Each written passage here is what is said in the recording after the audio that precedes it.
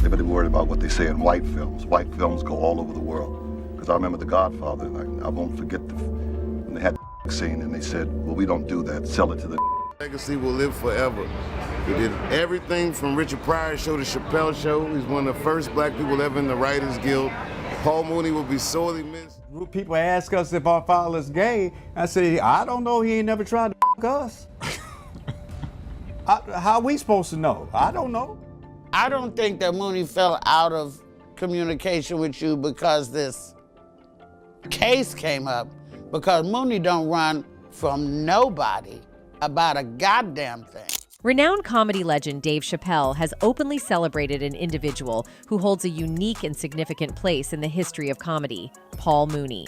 Mooney, a comedian who not only pushed the boundaries of humor, but also bravely exposed the uncomfortable truths of racism in Hollywood and society, is a figure who deserves historical recognition. Chappelle is determined to ensure Mooney receives the accolades he rightfully deserves. Mooney will be sorely missed and wildly remembered. I'll see to that. Following Paul Mooney's passing in May 2021, Dave Chappelle spoke to TMZ, offering heartfelt praise for the late comedian. "The best that ever did it passed away today," he said. "His legacy will live forever. He did everything from the Richard Pryor Show to the Chappelle Show. He was one of the first black people ever in the Writers Guild of America. Paul Mooney will be sorely missed and wildly remembered. I'll see to that." Chappelle is committed to keeping Mooney's legacy alive. However, Hollywood seems to be less enthusiastic about honoring Mooney's contributions. Let's explore why, coming up. After Paul Mooney's passing, numerous comedians and actors in Hollywood have shared their thoughts, leading to an outpouring of tributes. Amidst these heartfelt messages, some shocking revelations and controversies have surfaced, adding complexity to the story. However, the mystery behind these events is gradually becoming clearer. In the realm of legendary comedians, Paul Mooney stands out as a luminary. He wasn't just about making people laugh, he used his comedic brilliance to boldly tackle tough issues like racism and discrimination. Mooney was a trailblazer who consistently pushed Hollywood's boundaries, unafraid to call out its racism and colorism. He fearlessly used his platform to address these crucial matters, cementing his legacy as a courageous and influential figure in comedy. Hollywood likes you in a certain way. They like you a certain way. They have Hollywood's interesting. They like you a certain way when you're black. Paul Mooney's legacy in Hollywood unravels like a mesmerizing and intricate tale, delving deep into the entertainment industry's underbelly. It exposes both the charm of Hollywood and its shadowy undercurrents. The comedian, who sadly passed away in 2021 from a heart attack, has left fans speculating about the circumstances of his death. Some wonder if it was due to natural causes, or if something more suspicious was at play. Why the skepticism, you ask? Well, Mooney had a reputation for fearlessly speaking his mind. With his bold attitude, he didn't shy away from exposing Hollywood's secrets. Mooney consistently called out the darker aspects of the glamorous world of celebrities, leading people to speculate whether his outspokenness played a role in the mysteries surrounding his departure. A lot of you house are scared. He gonna get us in trouble. No emotion, no reaction. For more than 3 decades, Mooney's unique position, orbiting around the iconic Richard Pryor, not only gave him a front-row seat, but also an insider's pass to the inner sanctum of Tinseltown. In this distinctive role, he witnessed the unsavory sides of racism, power dynamics, and disloyalty lurking beneath the veneer of glitz and glamour. Personality-wise, Paul Mooney was often seen as cocky, straightforward, sharp-tongued, and rude. Interestingly, Mooney himself admitted that his comedy drew inspiration from his own life experiences. His bold and unapologetic approach to shining a light on the industry's shadows has left an indelible mark on Hollywood's narrative. In a revealing 2008 interview with Real Black TV, Paul Mooney provided intriguing insights into the complex dynamics of race, reputation, and compromise within Hollywood. With a wry smile, he provocatively stated, "Hollywood's interesting. They like you a certain way when you're black. You damn near have to be a black Anglo-Saxon." This candid admission hinted at the industry's inherent bias, forcing black artists to conform to a specific image, often requiring them to sacrifice their true selves for a shot at acceptance. Mooney, however, staunchly resisted conformity. Unapologetically himself, he understood that the spotlight often came at the cost of authenticity. With unwavering resolve, he stood against the current, fully aware of the unspoken rules dictating the treatment of black talents in Hollywood. Paul Mooney's keen observations, especially his scrutiny of the esteemed Sidney Poitier, often lauded as the epitome of a perfect Negro in Hollywood, played a significant role in solidifying his convictions. Despite Poitier's outstanding performances and respect, he grappled with the ingrained biases of Hollywood. Poitier's iconic slap of a white man in the 1969 film In the Heat of the Night marked a pivotal moment, exposing the fragility of the supposedly flawless image propagated by Hollywood. In a no-holds-barred 2010 interview with Pop Matters, Mooney fearlessly pulled back the curtain on the fickleness beneath Hollywood's facade of loyalty. He bluntly remarked, "White people are not very loyal to their perfect Negro or to their house Negroes. As soon as they're not in, they'll drop them like a hot potato." These words served as a stark revelation, dismantling the illusions that often concealed the industry's true nature. Mooney never shied away from calling out Hollywood elites. In a bold move, he directed his critique at a prominent talk show personality, strongly suggesting that she harbored a secret desire to change her racial identity. Going all in, he labeled her a degree-carrying Aunt Jemima, asserting, "Oprah is a double agent. Oprah is a danger to us. Oprah is Aunt Jemima with a degree." Mooney's comments were in reference to a pivotal moment when the talk show icon disclosed in an interview with Barbara Walters that she had, at one point, contemplated what it would be like to be white. Did you ever wish you were white? Yeah. Paul Mooney's controversial statements about Queen Oprah Winfrey might have initially been met with more groans than laughs. But as she faces criticism today, Mooney's lack of trust in her becomes more notable. Mooney's brilliance and incisive social commentary were prominently showcased in his infamous Chappelle Show sketch, Ask a Black Dude. With audacious candor, he dissected the paradox of being black in America, delivering a sly grin and a sardonic tone.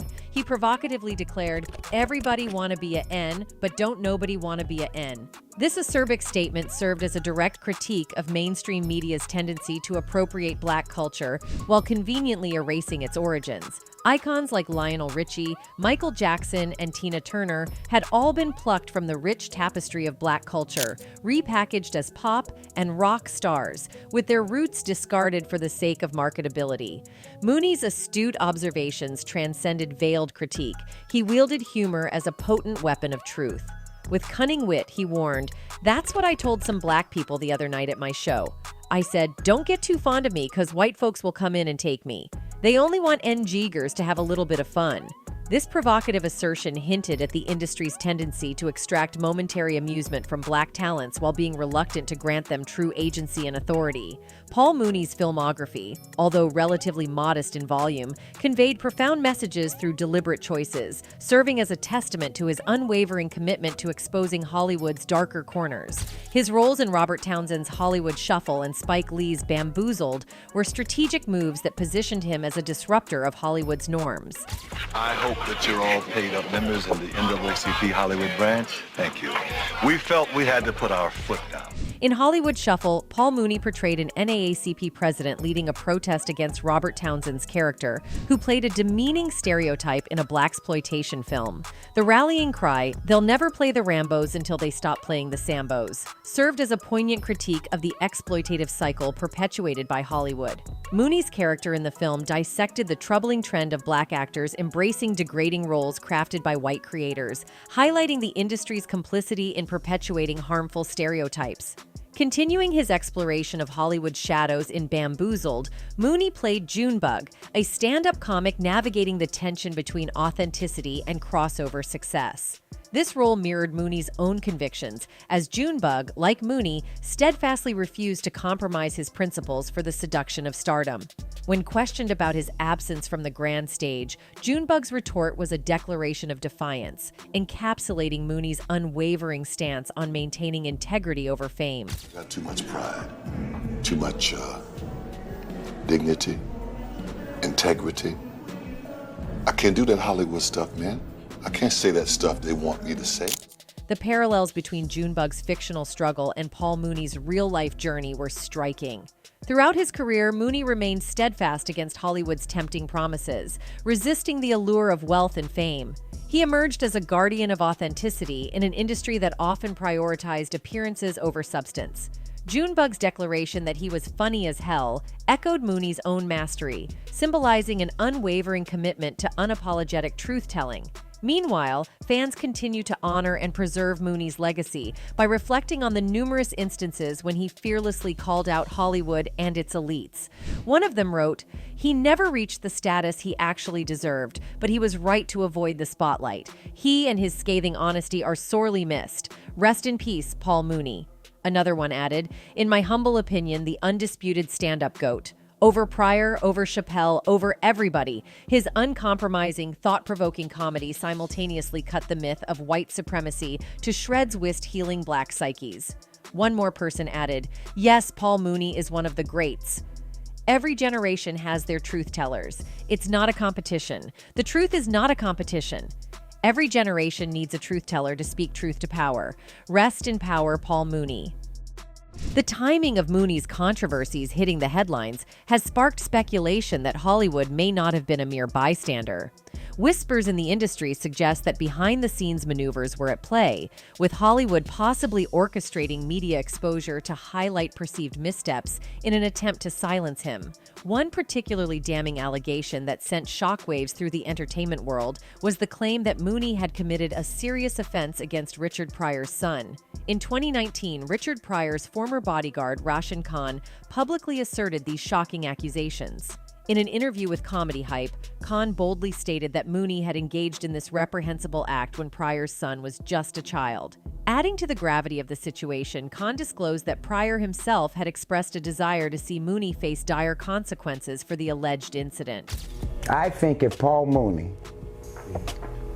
would come out what the gay folks call come out of the closet, he would be one of the top comedians. To further fuel the fire, Jennifer Lee Pryor, Richard Pryor's widow, affirmed the allegations made by Khan. The unfolding truth gained momentum, with Pryor's son eventually confirming that he had been a victim of the crime. However, he never explicitly named Mooney as his assailant.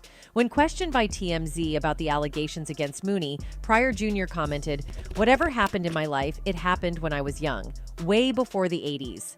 When asked whether the alleged situation was consensual, Pryor Jr. responded, "How can any situation be consensual if I was a teenager?" The controversy surrounding Paul Mooney escalated with serious allegations in a recent interview featuring Richard Pryor's former bodyguard and trainer, Rashan Khan. In the interview with Comedy Hype, conducted ahead of the release of his book, Everything Wasn't Funny, Khan claimed that the late comedian Richard Pryor had put a hit out on Mooney after learning that Mooney had slept with Pryor's son. Khan detailed how the friendship between Pryor and Mooney, which had endured for a long time, soured after Pryor discovered the alleged affair. According to Khan, the strain on their relationship began around 1986 during the release of Joe Dancer, Your Life is Calling, a semi-autobiographical film starring Pryor. He asserted that the rift emerged because Paul had an explicit relationship with Pryor's son. Rashan Khan also alleges that Richard Pryor was prepared to offer someone $1 million to harm Paul Mooney. Initially skeptical, Khan thought Pryor was merely under the influence of substances. However, Pryor's unwavering insistence on having the hit carried out led Khan to discover that Mooney's involvement with Pryor's son was the driving force behind the request. Despite Pryor's intent, the hit never materialized due to a dramatic incident in 1980 when the comedian famously lit himself on fire. Khan suggests that's what saved Paul Mooney's life. Had Richard not caught on fire, Paul Mooney would not be here. Khan also says that Pryor's son never knew his father knew about Mooney until Khan revealed it to him. Since then, a publicist for Mooney has stated that there is no validity to Rashan Khan's statement as it relates to Mr. Paul Mooney. Jennifer Lee Pryor, Pryor's widow, has also commented on Khan's interview and mentioned that Pryor Jr. confirmed that Mooney slept with him. Despite the serious allegations, no formal charges were ever brought against Mooney during his lifetime. Tragically, Mooney passed away on May 19, 2021, at the age of 79, leaving behind a legacy overshadowed by controversy and unanswered questions. Paul Mooney's declining health had been evident for some time. In 2019, TMZ reported that Mooney had to cancel stand-up shows due to health reasons, as indicated by a sign outside an Atlanta, Georgia theater. Mooney's sons, Daryl and Dwayne, confirmed that their father backed out of the shows due to both mental and physical ailments. In an interview with Comedy Hype, they mentioned, "The only reason Paul Mooney didn't go to Atlanta is because he's ailing mentally and physically. He's not what he was, he's slower." Daryl rhetorically questioned, "Don't you think he would be up here to talk if he wasn't unwell?" referring to his father's famous penchant for having the last word on any topic. His representative, Cassandra Williams, confirmed the news, stating, "It just happened." She confirmed that the comedian had no prior health issues, making his death even more shocking. Williams added, "He was with family. It was in his home." Mooney's Twitter account seemingly confirmed the news as well, with a tweet expressing gratitude and acknowledging the outpouring of love. "Thank you all from the bottom of all of our hearts. You all are the best. Mooney World, the godfather of comedy, one moon, many stars. To all in love with this great man, many thanks." Furthermore, in 2021, comedian Pierre shared a personal and heartfelt account of his experiences and interactions with the iconic comedian Paul Mooney. He began by recalling his initial encounter with Mooney in 1987 when Mooney opened for Eddie Murphy during the Raw tour. Pierre was profoundly affected by Mooney's fearless and unapologetic commentary about white people, a style of comedy he had never witnessed before.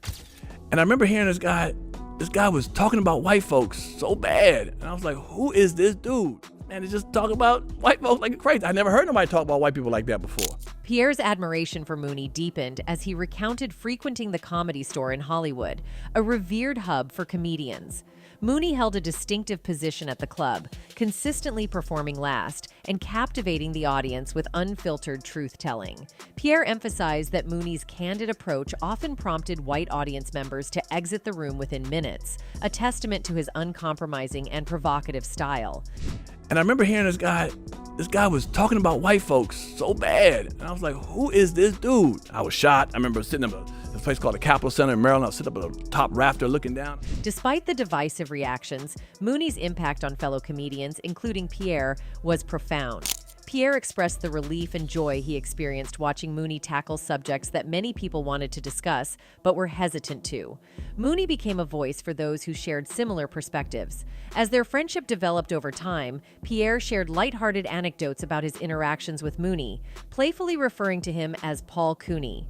Beneath Mooney's stern exterior, Pierre recognized the authenticity and bravery embedded in his comedy. Pierre also commended Mooney for his generosity in sharing jokes and material with other comedians, including the legendary Richard Pryor. This spirit of giving and humility set Mooney apart in an industry often marked by competition. The comedian shed light on Mooney's experiences and challenges, including performing in smaller venues like Chitlin circuits when mainstream comedy clubs were less receptive to his work. Pierre emphasized that many, especially the younger generation familiar with Mooney through Dave Chappelle, might not fully grasp the depth of Mooney's legacy and the sacrifices he made. D.L. Hughley, another comedian, eloquently lauded the exceptional talents of Paul Mooney. In 2021, Hughley shared deep and insightful reflections on his experiences and interactions with the legendary comedian, highlighting the profound impact Mooney had on him. Hughley emphasized the invaluable lessons he gained from Mooney during their shared journey. In various roles, Mooney served as a mentor, imparting wisdom on performance, fearlessness, effectively channeling anger, and even offering practical demonstrations of what to avoid on the comedic stage. I can say this almost every single time I was around Paul, I learned something. He's one of the rare individuals I can point to in my life where I know that I learned something throughout every interaction. Hughley's tribute to Mooney consistently touched upon the comedian's complexity. While others might label him as complicated, Hughley viewed Mooney's indignant and acerbic comedic style as a distinctive attribute. He recognized that Mooney might not be perceived as warm, but he admired Mooney's unwavering dedication to his craft and his unapologetic vocalization of his significant contributions to the comedy world. He had a way of delving into subjects that very few people would do, but in a way that was indignant and angry and acerbic. Paul Mooney's memorable appearance on the groundbreaking television program, Chappelle Show, served as a transformative moment that introduced him to a new generation and left an enduring impact on the world of comedy. In a candid 2021 encounter captured by TMZ outside the Soho Grand Hotel in New York City, Dave Chappelle openly expressed his profound respect and admiration for Mooney. Widely recognized for his role as a writer for comedy legend Richard Pryor, Mooney received heartfelt words from Chappelle that resonated deeply with both the comedy community and fans. Chappelle's genuine reverence for Mooney was unmistakable as he openly declared his admiration, creating a poignant moment that showcased the enduring influence of Mooney's comedic legacy. I want to shout out every comedian on earth, one of the best that ever did it. Passed away today. His legacy will live forever. He did everything from Richard Pryor Show to Chappelle Show. This homage eloquently encapsulated Mooney's outstanding impact on the realm of comedy. Notably, even the polarizing figure Steve Harvey expressed admiration for the comedian, underscoring the universal recognition of Mooney's contributions.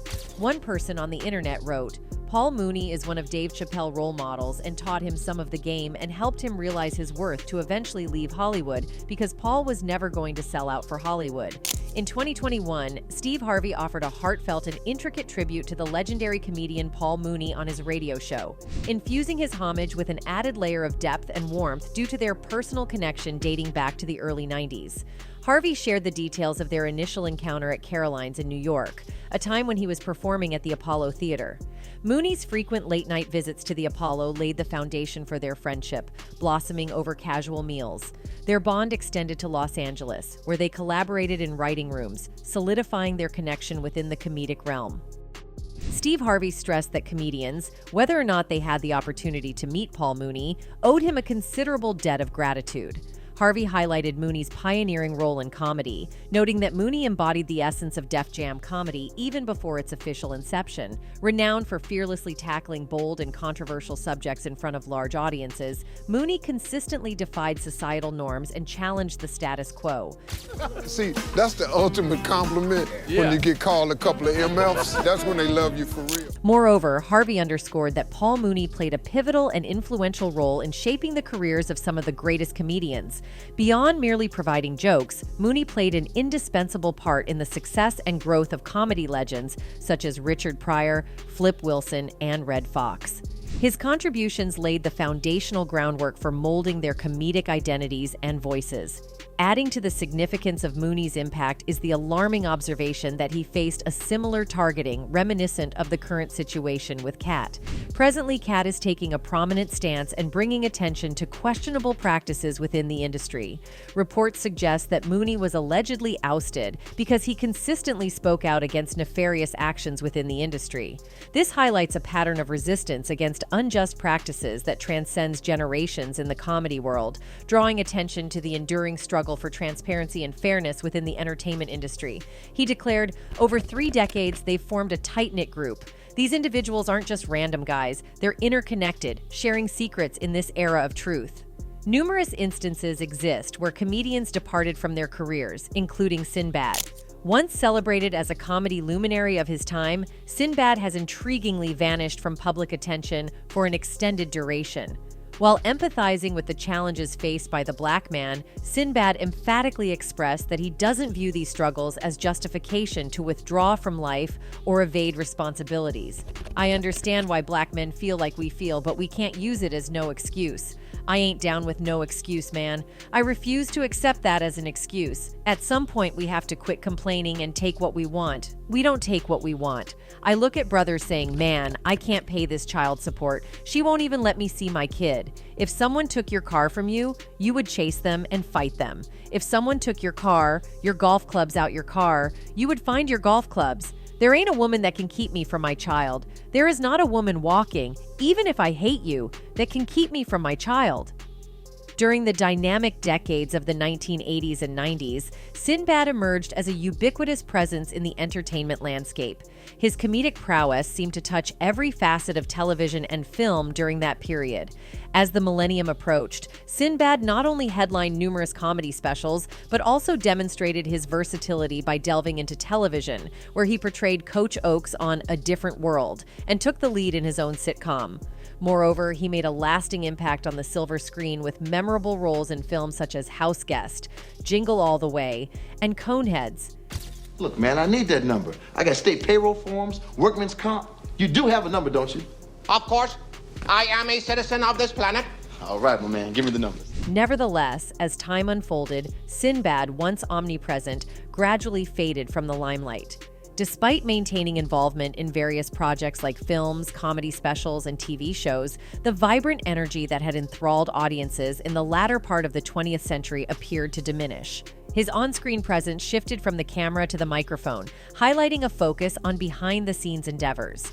Recognizing the decline in his visibility, Sinbad humorously addressed his changing status in his 2010 special aptly titled, Where You Been? For many fans, it felt as though the lively comedian had momentarily disappeared from the entertainment scene. However, Sinbad was far from absent, opting for an alternative path to showcase his comedic talent. Really? See, maybe it's like 30, 40 comics. I said, that one there is gonna make it. And I'm gonna borrow money from her. Sinbad encountered challenges in managing his finances, particularly in handling his bank accounts and meeting tax obligations. While the exact origins of his financial struggles are not explicitly pinpointed, a decrease in work opportunities in the early 2000s compared to the preceding decade likely played a role. This decline in income exacerbated his financial woes, leading to substantial debts with various entities, including the state of California and the federal government. Despite achieving success in both television and film, Sinbad faced a sudden disappearance from the entertainment scene, juxtaposed with his earlier fame and financial success. In contemporary times, securing opportunities with major platforms like Netflix proved to be a challenge for him. Sinbad recently disclosed, "Yeah, they won't call me. Netflix? No. They said, we have an analytical structure. We have analytics that decide who should be on stage. I told my agent that I'm going to just write my own stuff and put some shows together, and then when they come in, I'll say I want $21 million. As is common for celebrities whose career is in a slump, Sinbad turned to the world of reality television. He appeared on Donald Trump's Celebrity Apprentice during the program's 2010 season. Sinbad had known the future politician for years, having performed in various Trump casinos in the 1980s. That said, he wasn't exactly a fan, telling Pasadena Weekly, "He's always been a jerk and selfish. New Yorkers let him get away with too much, like a baby that doesn't get corrected, and it grows up a nightmare." Despite his low opinion of Trump, he agreed to appear on his reality series. The Apprentice was supposed to be a joke, picking a guy who was bankrupt multiple times and letting him tell people they're fired, he explained to the outlet. However, it ended up being no laughing matter, as he came to regret doing the series. "I should have never done the show, but they said it was for charity," he said, before going on to add that altruism was the last thing on Trump's mind. Ultimately, Sinbad was fired from the program, having lost to Bret Michaels. Speaking about his experience on Oprah, Where Are They Now?, Sinbad said that he wished he'd used the "you're fired" catchphrase during his boardroom scene. And looking back, Paul has also talked on politics, and that's when he got embroiled in controversies, and his downfall started. Despite the controversies surrounding Mooney, his undeniable legacy in the comedy world remains significant. Known for his sharp wit and fearless approach in addressing social issues, Mooney stood as a respected figure in the industry. His impactful contributions to popular shows such as In Living Color and Chappelle Show solidified his status as a talented comedian. Mooney's influence on upcoming generations of comedians is profound, as his unapologetic style paved the way for many to use humor as a means to challenge societal norms. Obama, and Obama is half African. He's half African, that's the problem. You have Kunta Kinte up in there, you don't have Toby. With sharp insights and a bold rejection of conformity, he dismantled layers of deception, revealing an industry grounded in exploitation and artifice. His enduring legacy is inseparable from his fearless dedication to exposing the shadows within an industry that thrived on secrets and pretense. That's it for today. See you in the next video. Until then, goodbye.